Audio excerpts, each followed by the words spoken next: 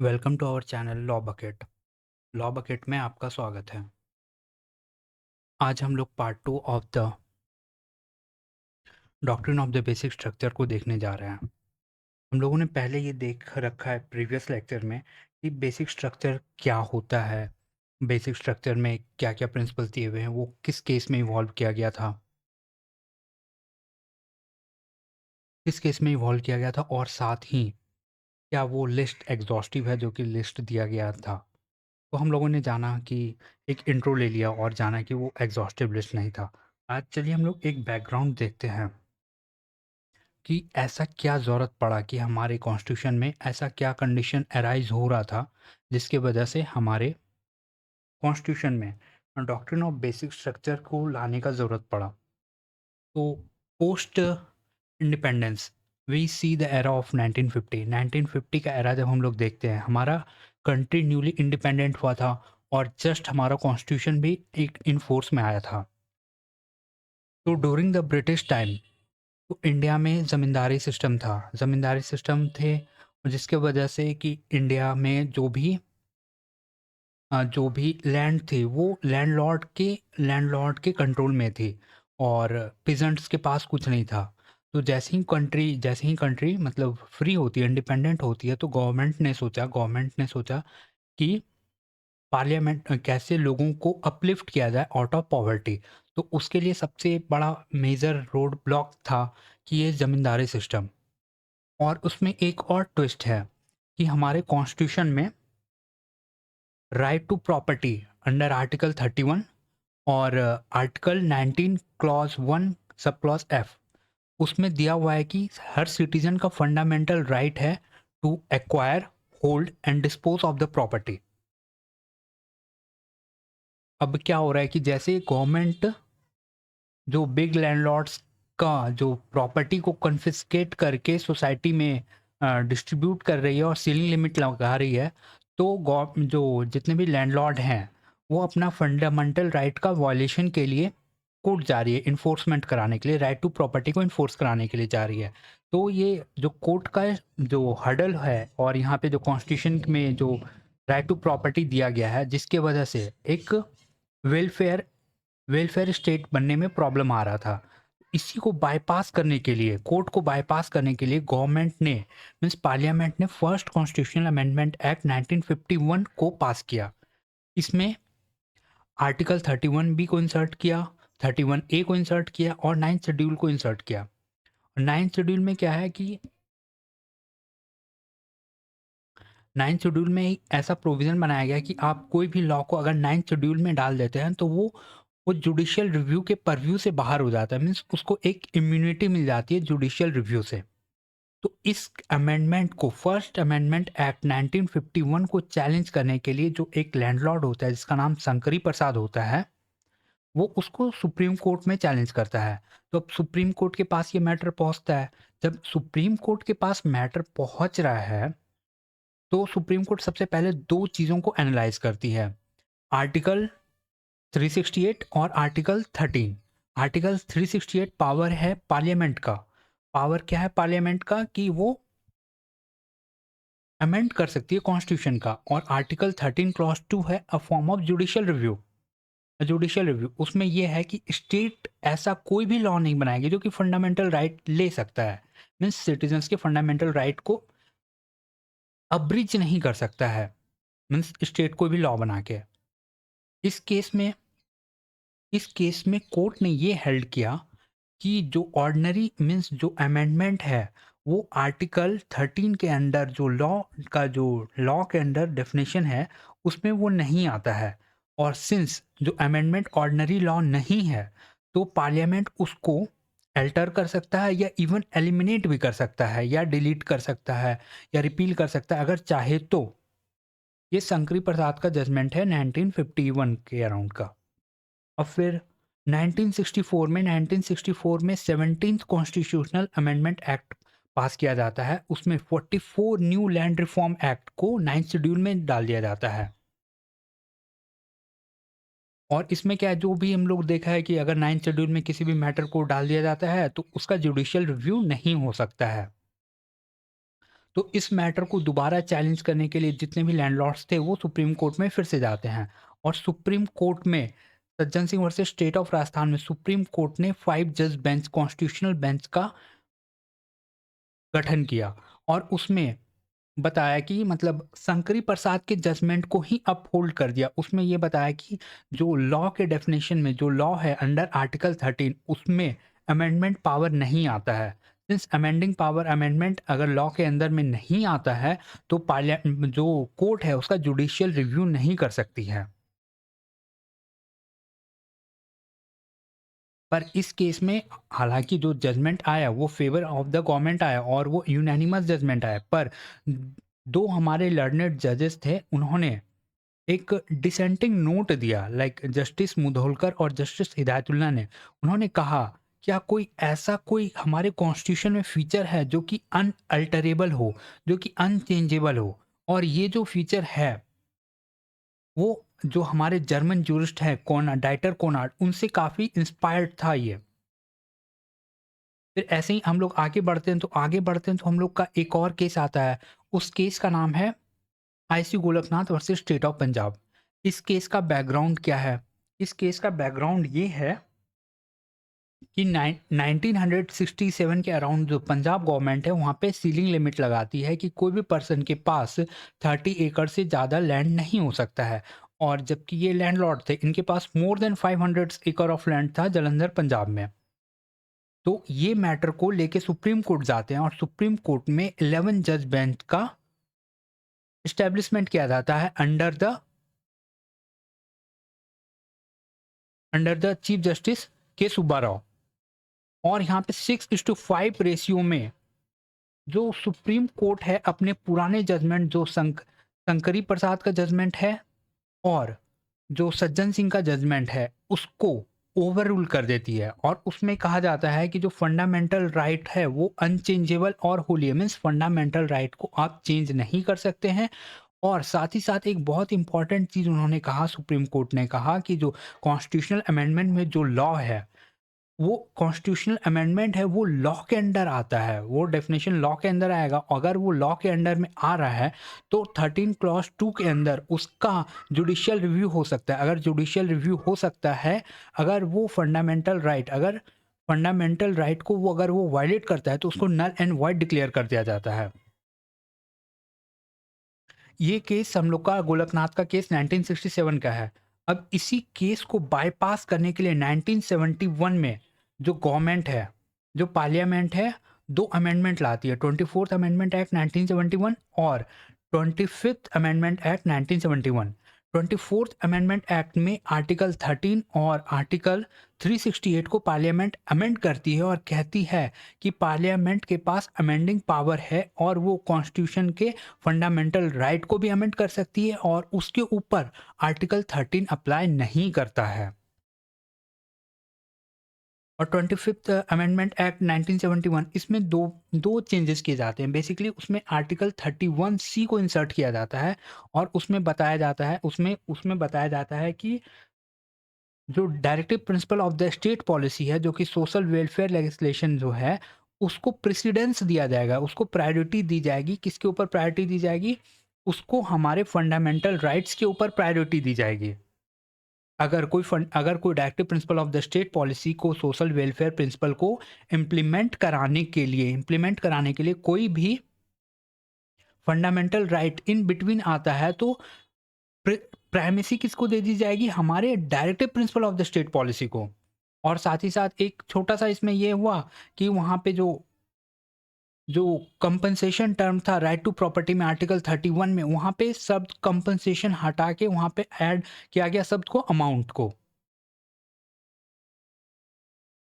फिर अब हम लोग आ जाते हैं 1973 में। तो 1973 में केरला गवर्नमेंट के द्वारा 29th अमेंडमेंट एक्ट का सहारा लेते हुए केरला में बहुत सारे लैंड रिफॉर्म किए जाते हैं, और इस बीच में जो एक मठ है, तो उस मठ की प्रॉपर्टी भी इस मठ की प्रॉपर्टी भी चली जाती है केरला, मीन्स स्टेट लॉ के द्वारा एक्वायर कर लिया जाता है। तो इस बात से अग्रीव्ड होके जो वहाँ के जो मठ के जो हेड हैं केशवानंद भारती, वो amendment act, 24th amendment act 1971, 25th amendment act 1971 और 29th अमेंडमेंट एक्ट को सुप्रीम कोर्ट में चैलेंज करते हैं। और ये 13 बेंच जजमेंट आता है, और जो 13 बेंच जजमेंट आता है वो 7:6 के में आता है, जजमेंट आता है। इसमें गोलकनाथ के जजमेंट को ओवररूल किया जाता है और उसमें कहा जाता है कि पार्लियामेंट फंडामेंटल राइट को भी अमेंड कर सकती है, और साथ ही साथ उन्होंने ये कहा कि जो हमारा 31 आर्टिकल 31C है उसको स्ट्रक डाउन कर दिया जाता है। और साथ ही ये कहा गया कि पार्लियामेंट के पास जो पावर है under article 368 to enable the to amend the constitution, वो basic structure of the constitution को अमेंड नहीं कर सकती है। बेसिक स्ट्रक्चर का मतलब क्या हो गया कि ऐसे कुछ फीचर्स हैं कॉन्स्टिट्यूशन को जो कि वो चेंज नहीं कर सकते हैं। फिर अब हम लोग आ जाते हैं 1973 में। तो 1975 में इलाहाबाद हाई कोर्ट के द्वारा इंदिरा गांधी का जो इलेक्शन है उसको उसको इनवैलिड डिक्लेयर कर दिया जाता है on the ground of electoral mail practices.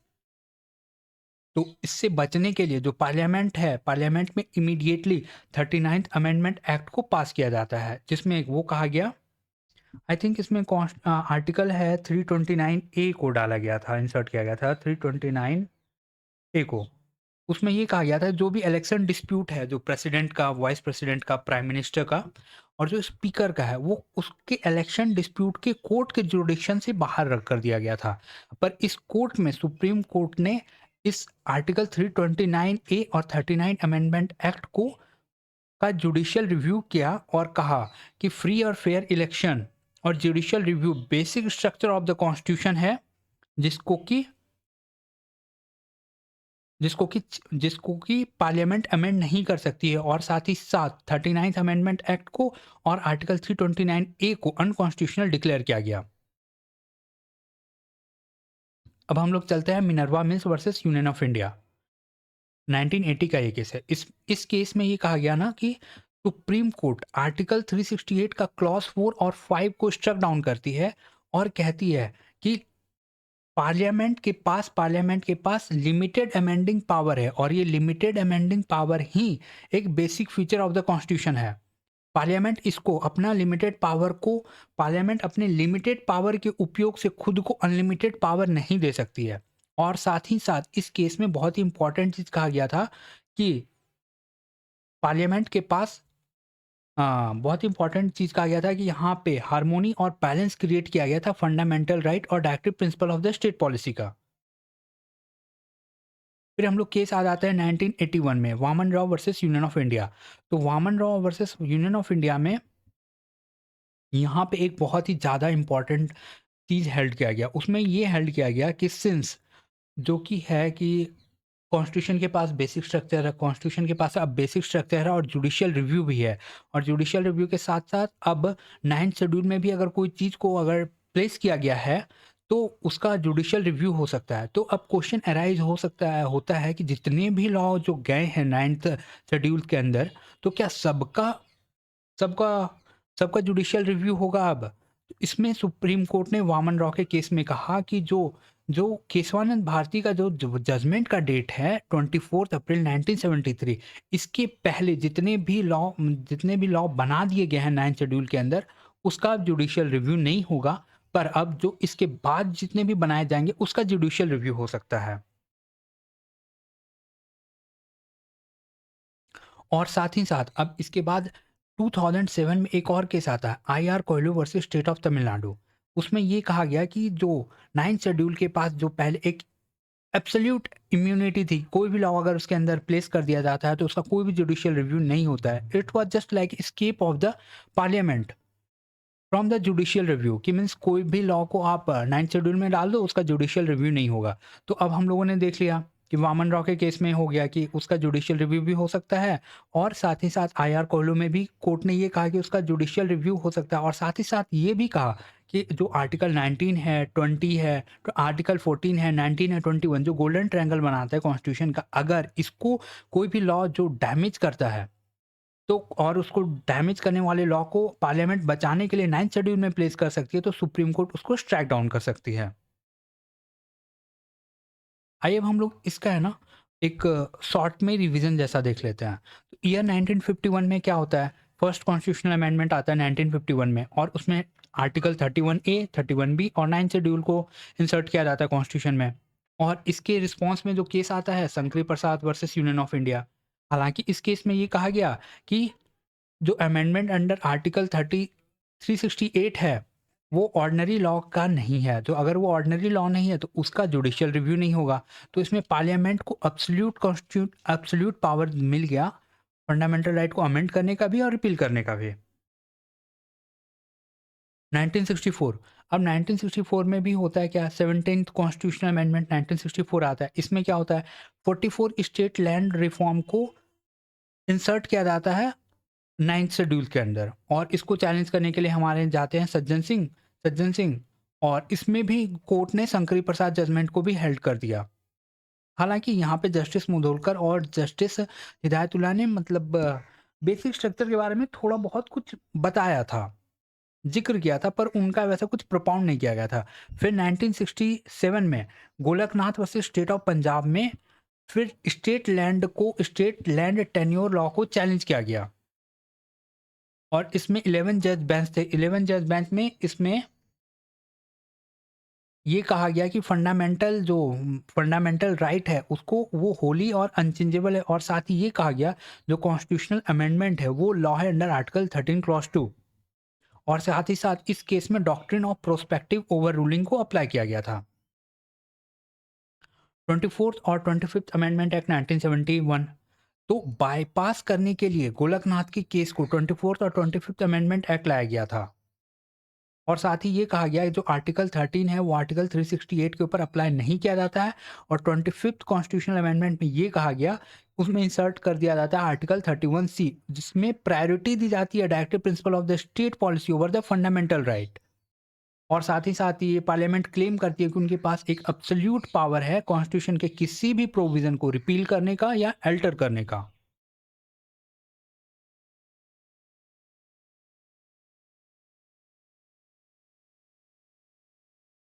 अब केशवानंद भारती के केस में, और साथ ही ये कहा गया इस केशवानंद भारती के केस में doctrine of the basic structure को इवॉल्व किया गया। उसमें ये कहा गया कि पार्लियामेंट जो कॉन्स्टिट्यूशन के बेसिक फीचर है मीन्स कोर आइडेंटिटी है उसको चेंज नहीं कर सकती है। जुडिशियल रिव्यू को भी बताया गया कि एक बेसिक स्ट्रक्चर का ही फॉर्म है। अब 39 कॉन्स्टिट्यूशनल अमेंडमेंट एक्ट 1975 को देख लेते हैं।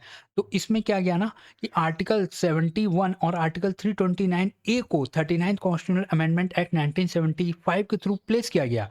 उसमें बताया गया कि जो इलेक्शन है प्राइम मिनिस्टर का, स्पीकर का, प्रेसिडेंट का, वाइस प्रेसिडेंट का, अगर उसमें कोई डिस्प्यूट होता है तो वो कोर्ट के परव्यू से बाहर है।